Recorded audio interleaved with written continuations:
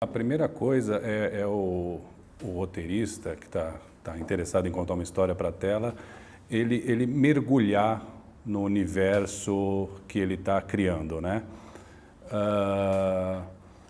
Isso inclui muitas vezes pesquisa, quer dizer, ir atrás ou pesquisa de campo com pessoas, pesquisa de entender as regras do universo que ele está construindo, ou pesquisa de leitura, enfim, é uma tentativa de mergulhar naquele universo, naquele personagem, para ter uma intimidade com aquilo, para aí ele conseguir desenvolver um argumento, ainda que não seja muito sólido, seja mais com ideia solta, seja mais tateando aquilo que ele está querendo contar, mas essa fase toda de mergulho, sem se preocupar em ter a história pronta tão depressa, vai formando aos poucos aquela história que ele está querendo contar.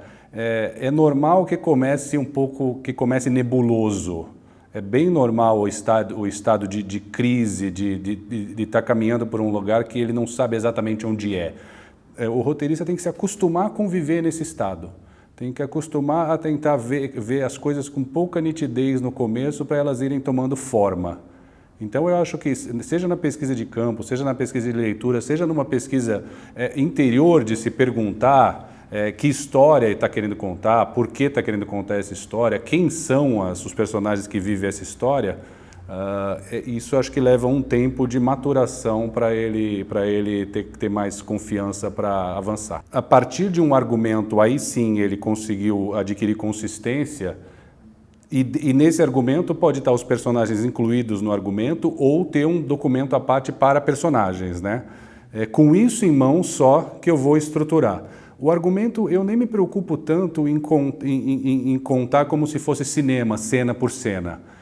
Tem aquele livro do Gabriel Garcia Marques, acho que é Meia Lua para Sonhar, que ele defende, assim como os outros autores defendem, o argumento mais parecido com um conto. Não tem tanta importância ainda a linguagem cinematográfica, mas sim contar uma história com determinados personagens, né? Que nesse conto-argumento os personagens e a história tenham consistência. Daí para frente que eu vou fazer uma escaleta, né?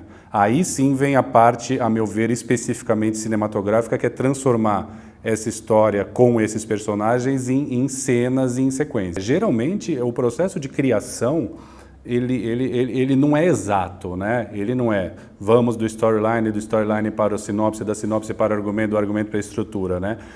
Tem hora que você está estruturando, ou seja, escaletando, e os personagens continuam se desenvolvendo, você continua a perceber coisas sobre o personagem. A mesma coisa acontece quando você está fazendo o primeiro tratamento. A mesma coisa acontece, às vezes, nos tratamentos subsequentes. Então, as coisas vêm acontecer, a criação dessa situação meio nebulosa para uma situação nítida, é um processo que dura um tempo mesmo, é normal que dure, às vezes você encontra lá no tratamento X, lá na frente.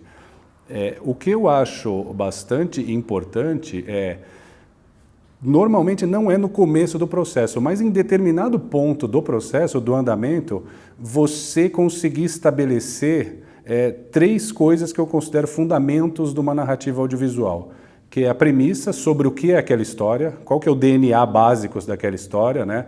É sobre, por exemplo, pegando o exemplo do Dexter, isto é sobre um serial killer que mata pessoas que merecem. Estabelecer, isso também demora, mas lá na frente, uma storyline, quer dizer, em poucas linhas, em 5 a 10 linhas, você conseguir contar a tua história, isso é para você ter clareza de qual que é o centro da tua história. E, por fim, um que é talvez o mais difícil de capturar, que é o tema da história. Sobre o que essa história está falando, qual o aspecto qual o aspecto moral, ético, existencial, qual o aspecto da condição humana essa narrativa está definindo, está colocando em cena. Esses 3 elementos, eles demoram para aparecer, mas eu acho que eles necessitam de uma procura permanente, porque com eles o teu roteiro ganha contorno bastante nítido, com eles em vista durante a escrita, você tem muito mais clareza e consciência do que está fazendo. Os elementos, por exemplo, como curva de personagem, como curva de história, né, como estruturais da história, Eu não vejo eles como elementos mecânicos, eu vejo eles como elementos orgânicos que ajudam sim a criar a história. Então, você não consegue pensar, não tem muito sentido pensar num personagem estático como uma fotografia, por exemplo. Só tem sentido você pensar ele em movimento. De novo, ainda que demore para você ver esse movimento, quer dizer, um personagem que sai de uma determinada situação e vai se transformando até chegar numa outra situação, isto é um personagem de uma narrativa audiovisual, ou seja, ele se transforma, ele se movimenta.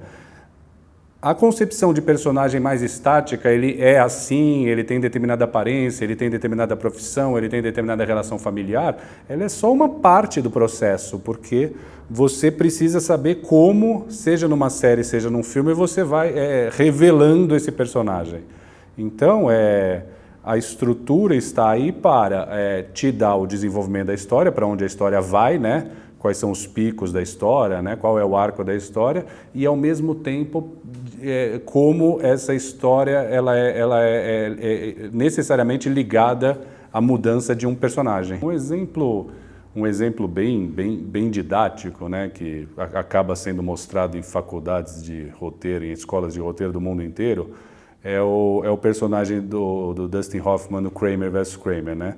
Tem a famosa cena do café da manhã no início, que ele tenta fazer o primeiro café da manhã na manhã seguinte que a esposa foi embora. E ele tenta manter as coisas, ele tenta se convencer e convencer ao filho que está tudo bem, mas a feitura do café mostra que ele não sabe onde ficam as coisas, ele não sabe onde fica a caneca da criança, ele não sabe como a criança gosta do leite, ele não sabe não sei o quê. Então nós vemos ali um Kramer incapaz e tenso por não conseguir ser pai, não conseguir ter relacionamento afetivo com aquela criança. No fim do filme, este filme é muito didático por conta disso, você tem uma cena espelho, que é o mesmo café da manhã, só que agora os dois, o pai e filho, agem como uma equipe mesmo. É uma harmonia perfeita para fazer o café. O nível de conversa do Dustin Hoffman com o filho já é muito mais autêntico, muito mais verdadeiro. Quer dizer, se você recortar começo e final, com duas cenas, neste caso, iguais, né, mesma situação, você vê um personagem que se transformou ao longo da sua trajetória, né, ao longo da sua jornada. Então, essa transformação é a curva do personagem, né, ou a jornada do personagem, vamos dizer assim. O que vale a pena capturar, isso que eu vou dizer não é novidade, isso está, por exemplo, no manual do Robert McKee, Story, que ele fala sobre pressão.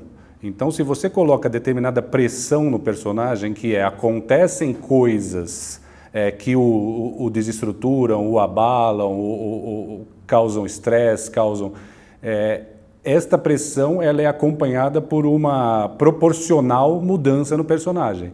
Então, se ele vive uma pressão muito extrema, como uma situação de quase morte, por exemplo, é natural que nas próximas cenas esse personagem tenha um grau de percepção do mundo diferente.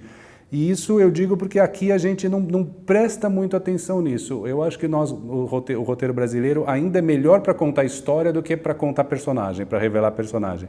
Eu leio muitos roteiros que realmente acontecem eventos extremos na vida de um personagem, mas o jeito dele agir, o jeito dele se comportar, o jeito dele continua essencialmente igual, apesar da pressão que houve sobre ele.